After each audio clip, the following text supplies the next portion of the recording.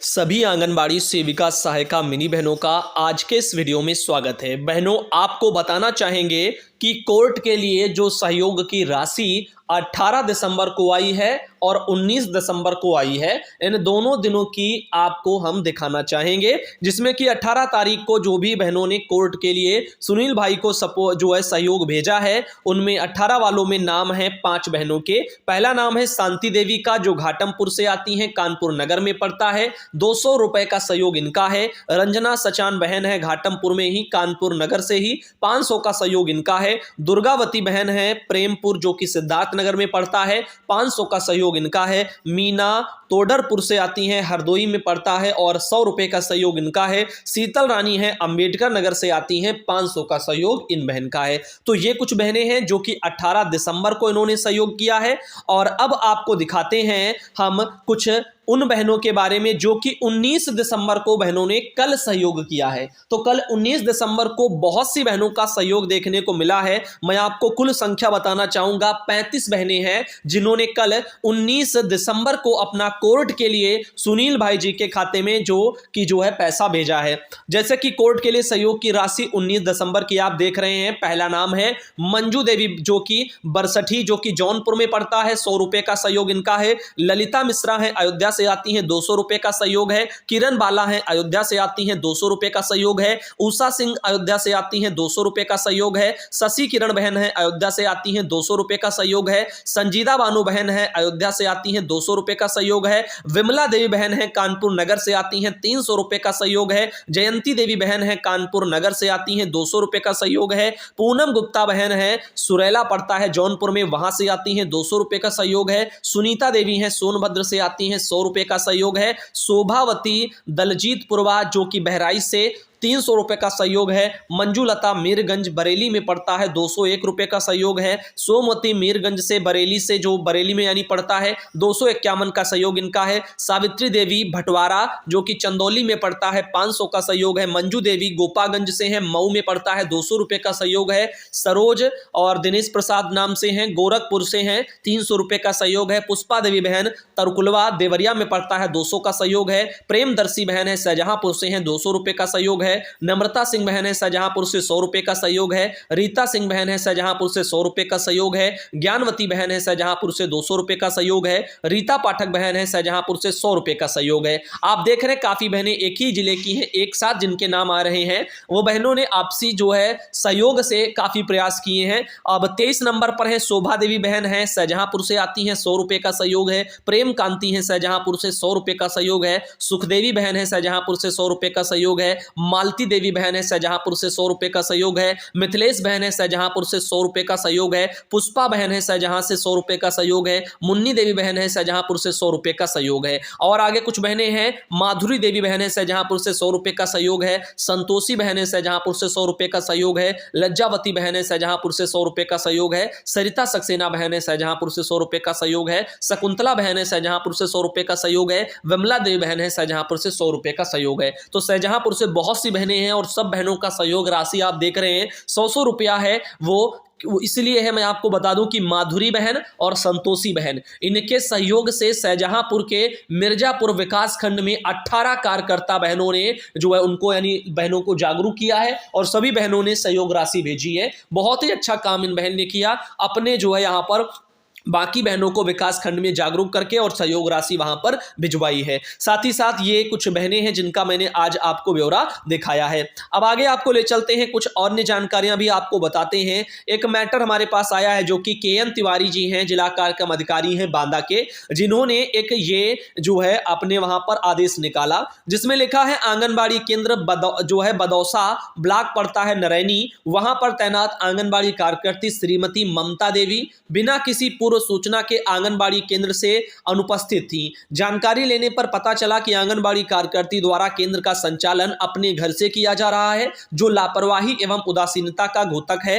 अनुपस्थित आंगनबाड़ी कार्यकर्ती श्रीमती ममता देवी आंगनबाड़ी केंद्र बदौसा का माह दिसंबर 2022 का मानदेय रोकते हुए संबंधित बाल विकास परियोजनाधिकारी और सुपरवाइजर को निर्देशित किया जाता है कि उक्त आंगनबाड़ी केंद्र का संचालन सार्वजनिक स्थल से कराते हुए आंगनबाड़ी केंद्र का संचालन नियमित कराना सुनिश्चित करें। तो आप देख रहे हैं इस तरह से एक कड़ा आदेश जारी हुआ है जिला कार्यक्रम अधिकारी जी बांदा के, जिन्होंने एक ये ऑर्डर निकाला है। अब ले चलते हैं आप लोगों को आगे और कुछ दिखाते हैं। मनीषा पांडे बहन है कुशीनगर से, उन्होंने अपने वहां वाल पर पेंटिंग करवा ली है। आंगनबाड़ी केंद्र आप देख रहे हैं चखनी भूमिहारी पट्टी क्षेत्र जो है कुशीनगर में शायद पड़ता है, और आंगनबाड़ी कार्यकर्ती का नाम है प्रेमशिला मिश्रा। अनुपूरक पुष्टाहार का विवरण जो है प्रतिमा जो मिलता है वो उन्होंने यहां पर बनवाया है। अब इसी संबंध में आपको हम अवगत कराना चाहेंगे कि निदेशालय से भी लेटर आया था 25 नवंबर को, और ऑल इंडिया पर ये चीजें दिखाई जा चुकी हैं। निदेशक जी का लेटर था, समस्त जिला कार्यक्रम अधिकारियों को यानी हर जिले के डीपीओ लोगों को भेजा गया था कि अनुपूरक पोषाहार खाद्य सामग्रियों का आंगनबाड़ी केंद्रों पर दीवार लेखन कराने के संबंध में, और इस संबंध में जितनी भी चीजें थी वो सब आपको बताई जा चुकी हैं। बजट के बारे में भी मैंने बताया था कि अनुपूरक पुष्टाहार खाद्य सामग्रियों के दीवार लेखन के लिए जो धनराशि है वो प्रति आंगनबाड़ी केंद्र के लिए जो अधिकतम रुपया है वो 400 है। 400 से ज्यादा किसी भी हाल में नहीं मिलने वाला। तो इसकी प्रतिपूर्ति के लिए बजट अलग से भी वो भी आएगा, इसके बारे में सब बोला गया था। तो बाकी 2 प्रारूप दिए गए थे। दीवार लेखन का जो साइज है वो 3 बाई 3 का रहेगा, यानी 3 फीट गुड़े जो है 3 फीट आप समझ सकते हैं। दीवार लेखन का जो बेस है वो पीला रंग का होगा, और इस तरह से जो है चीजें रहेंगी। मैं आपको एक बार फिर दिखाना चाहूंगा जो कि ये प्रारूप यहां पर आए हैं। प्रारूप आप देख सकते हैं इस तरह से बेस जो है वो पीला रहेगा, यहां पर बोला जा रहा है।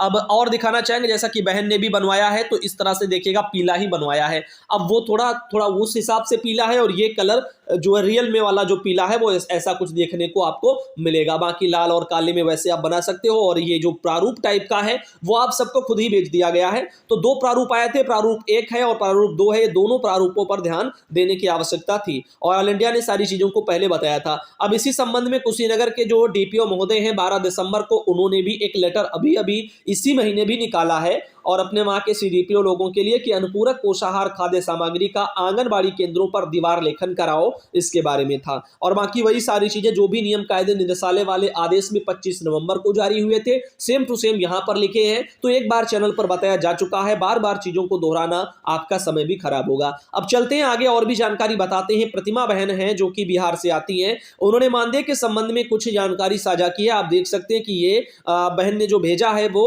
नवादा जिले का है, बिहार में 2020-21 का इनका ये मैटर है पिछले साल का, जिसमें कि आप देख सकते हैं जनवरी का पैसा बहनों को वहां पर ये नहीं मिला। और देखते हैं और कितने कितने जो स्क्रीनशॉट आए हैं। एक स्क्रीनशॉट और आया है, ये 2021 से 22 वित्तीय वर्ष का है, नवादा जिले का ही है। और आप देख सकते हैं कि यहां पर अगर मानदेय देखा जाए तो इनका सितंबर महीने का यहां पर नहीं आया है बैंक में, और नीचे देख चेक कर रहे हैं और बाकी आए हैं। तो ऐसे देखिएगा किसी किसी माँ के बहनों के पैसे रोक लिए जाते हैं। आखिर इन पैसों का होता क्या है? अब देखो यहाँ पर 2022-23 के लिए है नवादा जिले से। अब इसमें आप देखिएगा, इसमें जुलाई का बहनों को पैसा नहीं मिला, अगस्त का नहीं मिला, सितंबर का नहीं मिला, अक्टूबर का भी नहीं मिला, तो केवल जून तक ही मिला। उसके बाद से इनको पैसे नहीं मिल रहे हैं। और इस बारे में बहन मैं कहना चाहूंगा अपने डीपीओ महोदय को आप एक एप्लीकेशन जरूर लिखें, साथ ही ये सब स्क्रीनशॉट भी लगा दें और अपने पैसे की मांग करें। उसकी एक कॉपी आप अपने वहां डीएम कार्यालय में भी जरूर दे दें, और फिर निस्तारण ना हो तो फिर आगे के लिए जो है ऑनलाइन प्रक्रिया के तहत जो शिकायतें होती हैं आप उनको भी दोहराएं। प्रतिमा बहन बिहार से जिन्होंने ये सब लिखा है, कुमारी प्रतिमा रानी बिहार से, नवादा जिला है, नरहट इनकी परियोजना है, दौलतपुर में पड़ता है। और बच्चों को देखिएगा यहाँ पर शायद खाने के लिए जो भी आता होगा वो वहां पर दे रही है। साथ ही नीचे उन्होंने लिखा है कि भैया जी बिहार में मानदेय का नतीजा क्या है, 2019 में 2 अगस्त को हम लोग जो है योगदान किए थे, इस तरह से उन्होंने लिखा है। तो फिलहाल वो क्या कहना चाहती हैं, ये कुछ बातें तो कुछ थोड़ा समझ से परे हैं, लेकिन यहाँ पर मानदेय को लेकर के समस्या इनके अकाउंट में मुझे देखने को मिली है। प्रतिमा बहन बिहार से, जिनके द्वारा एक फोटो भी ऑल इंडिया को भेजी गई है, फोटो भी आप देख सकते हैं। अन्नप्राशन का कार्यक्रम यहाँ पर करवाया जा रहा है। और अगर आपको दिखाना चाहें तो एक जानकारी और आई है, आंगनबाड़ी केंद्रों की सामाजिक अंकेक्षण प्रक्रिया से जुड़ा हुआ दरअसल ये मैटर है। और इसमें आपको बताना चाहेंगे सामाजिक अंकेक्षण को लेकर के यहां पर एक ये कुछ नियम कायदे आते हैं। सामाजिक अंकेक्षण समिति का गठन कैसे होता है, उसमें कौन कौन से लोग होते हैं पहले तो ये जान लो। वार्ड सदस्य, वार्ड आयुक्त वो अध्यक्ष होते हैं, पंचायत सचिव, विकास मित्र इसमें सदस्य होते हैं, योग्य महिला अभ्यर्थी की 2 सदस्य रोटेशन के अनुसार जो कम से कम 7वां जो है यानी 7वीं उत्तीर्ण भी यानी पढ़ी लिखी हो वो भी इसमें सदस्य रहती हैं, आशा कार्यकर्ता और एएनएम सदस्य होती हैं, और समुदाय आधारित आधारित संस्था वाले स्वयं सहायता समूह यदि उपलब्ध हो तो वो भी सदस्य हो जाएंगे। और समुदाय में जैसे शिक्षक हो गए, सेवानिवृत्त सरकारी कर्मी हो गए, आंगनबाड़ी केंद्रों के बच्चों के अभिभावक हो गए, कुल 4 लोग ही हो सकते हैं जिनमें कि अभिभावक जिसमें एक महिला हो, ऐसे जो है 2 लोग, और 2 शिक्षक सेवानिवृत्त हो या सरकारी कर्मी हो ऐसे। किशोरी जो है सखी और सबला कार्यक्रम के तहत यदि कोई हो तो वो सदस्य रह जाएंगी। और अनुसूचित जाति जनजाति और अन्य पिछड़ा वर्ग इस तरह से जो है लोगों को भी जो है यहाँ पर कम से कम एक महिला इसमें भी होनी चाहिए। 2 सदस्य जिनमें से कम एक महिला हो, तो 2 लोग रहेंगे, एक पुरुष भी रह सकता है, एक महिला भी रह सकती है। और महिला पर्यवेक्षिका इसमें जो है रहेंगी और सेविका रहेंगी। इस तरह से यहाँ पर लोग इसमें शामिल होते हैं। बाकी देखो क्रमांक 5, 6, 8 का चयन आंगनबाड़ी केंद्र पर लाभुक सभा में सर्वसम्मति यानी बहुमत से किया जाएगा। तो 5 और 6 और 8 में जो जो लोग हैं इसमें मैंने आपको बताए उन लोगों के लिए भी यहाँ पर अलग से बोल दिया गया। साथ ही लाभुक की सभा को लेकर के है कि आंगनबाड़ी केंद्र के पोषक क्षेत्र में रहने वाली सभी परिवारों के सभी वयस्कों 18 वर्ष से जो अधिक के हैं एक सभा जो कि आंगनबाड़ी केंद्र के कार्य का निरीक्षण, पर्यवेक्षण और प्रबोधन करेगी, उसके बारे में भी है। सामाजिक अंकेक्षण की बैठक में 50% सदस्यों की उपस्थिति अनिवार्य होगी और ये मुझे लगता है 20 तारीख को ही होता है और आज ही 20 तारीख है। बिहार में आज शायद ये सामाजिक अंकेक्षण वाला कार्य देखने को मिलेगा। अभी फिलहाल इस संबंध में और भी चीजें थी। आंगनबाड़ी केंद्र की सामाजिक अंकेक्षण की प्रक्रिया कैसे होती है वो सब यहाँ पर लिख दिया गया था। तो 2 बार होती है, 20 जून और यहाँ पर 20 दिसंबर। यहाँ पर देखिएगा अवधि भी लिख दी गई है। तो अभी दिसंबर चल रहा है, 20 तारीख भी आज है, तो आज 20 दिसंबर को ये कराया जाएगा। बाकी स्थान वगैरह हो गया और सब जो भी है वो सब यहाँ पर दे दिया गया है। फिलहाल के लिए इस मैटर को पीछे छोड़ते हैं क्योंकि बहुत बार हमने ऐसे लेटरों को और ऐसी चीजों को आप सबको दिखाया है। चाहो तो आप इसका स्क्रीनशॉट ले लो। आंगनबाड़ी सहायिका के जो कर्तव्य हैं वो यहाँ पर लिख दिए गए हैं, आप इसका भी स्क्रीनशॉट ले सकते हैं। बाकी चैनल पर बहुत पहले भी चीजों को कई बार बताया गया है। धन्यवाद दोस्तों आज के इस वीडियो के लिए। कल ही आप सबको आज फिर जो है हम मिलने वाले हैं।